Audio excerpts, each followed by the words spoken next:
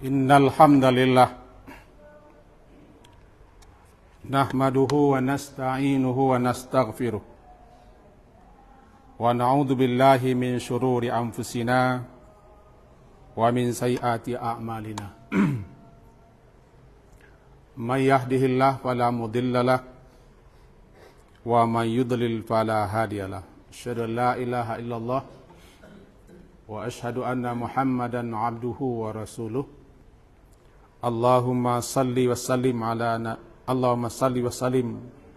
ala Muhammadin wa ala alihi wa ashabihi ajma'in. Amma ba'du fa inna khairal hadithi kitabullah wa khairul huda Muhammad sallallahu alaihi wasallam wa syarrul umuri muhdatsatuha wa kullu bid'atin dhalalah wa kullu dhalatin finnar. Usikum wa iyaya bitaqallah faqad fazal muttaqun. Wa qala Allah ta'ala fil Qur'anil Karim, a'udzu billahi minasy syaithanir rajim. Bismillahirrahmanirrahim. Ya ayyuhalladzina amanu taqullah wal tanzur nafsum ma qaddamat lighad wattaqullah innallaha khabirum bima ta'malun.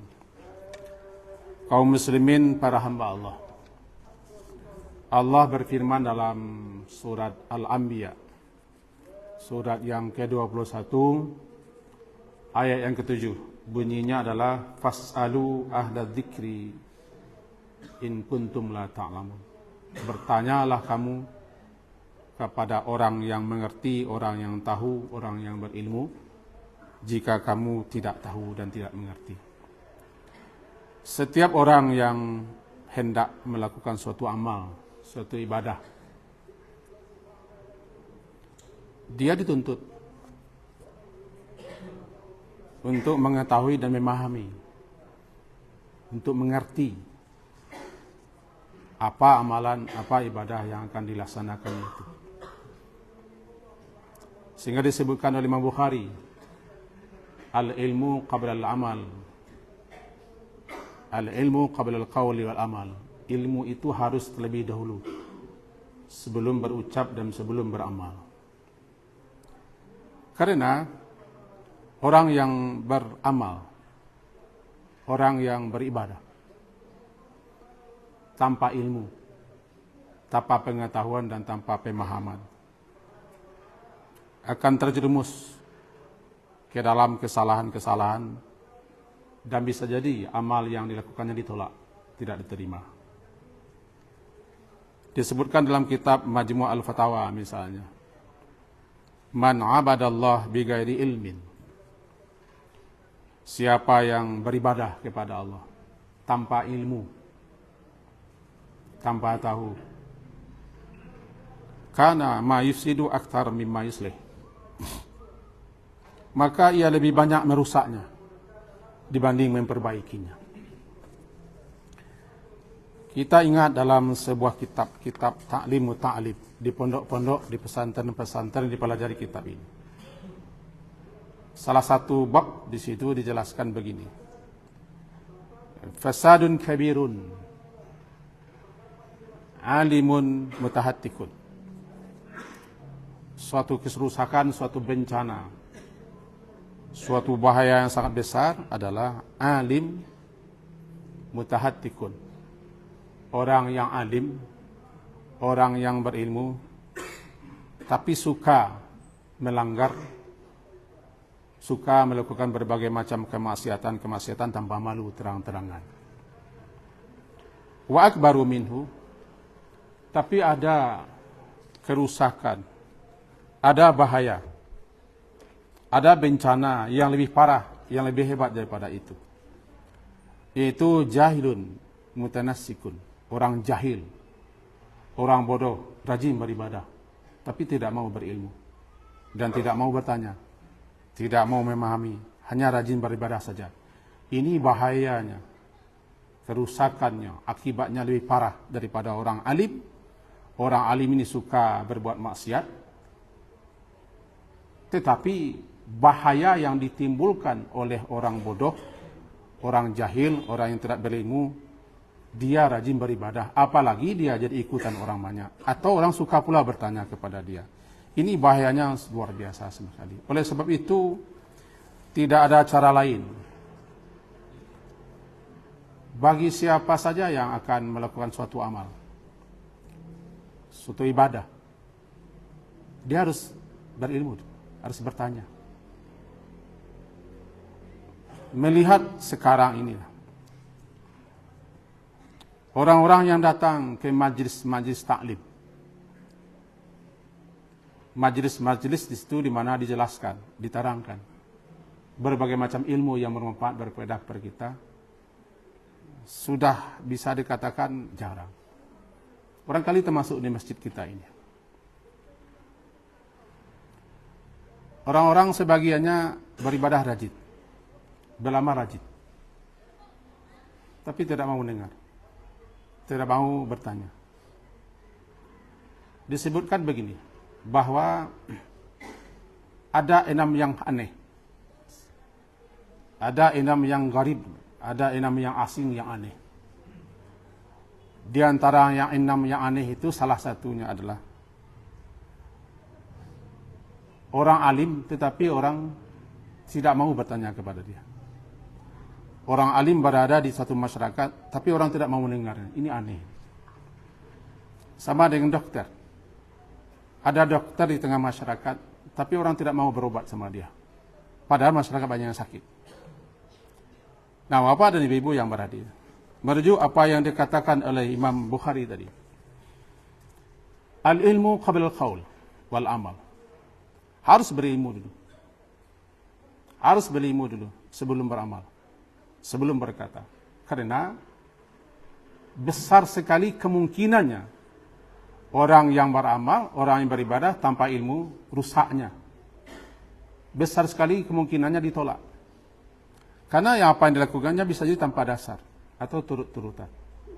Atau yang diamalkannya adalah tradisi dan kebiasaan, yang dikiranya juga ibadah. Sehingga dikatakan tadi bahwa jahilun mutanasikun. Orang jahil, orang bodoh, dia rajin beribadah tapi tidak berilmu. Apalagi dia banyak dicontoh, banyak ditiru, banyak diikuti oleh orang banyak.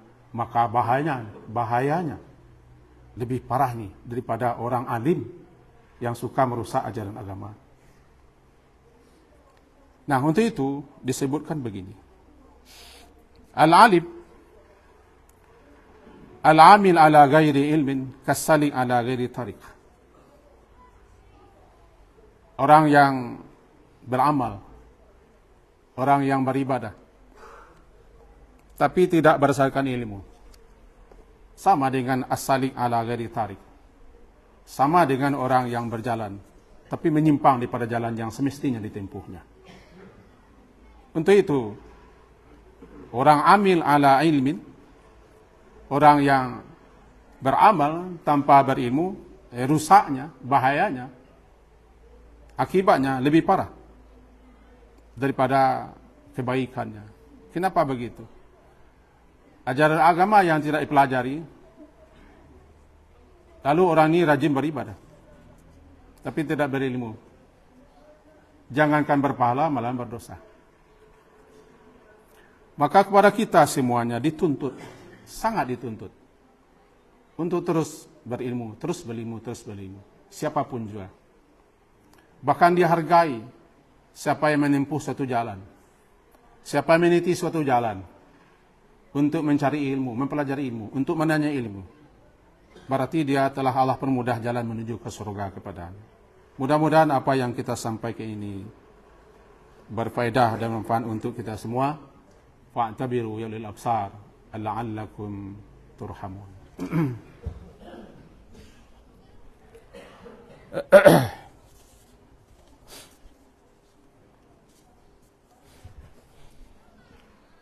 Alhamdulillahi rabbil alamin.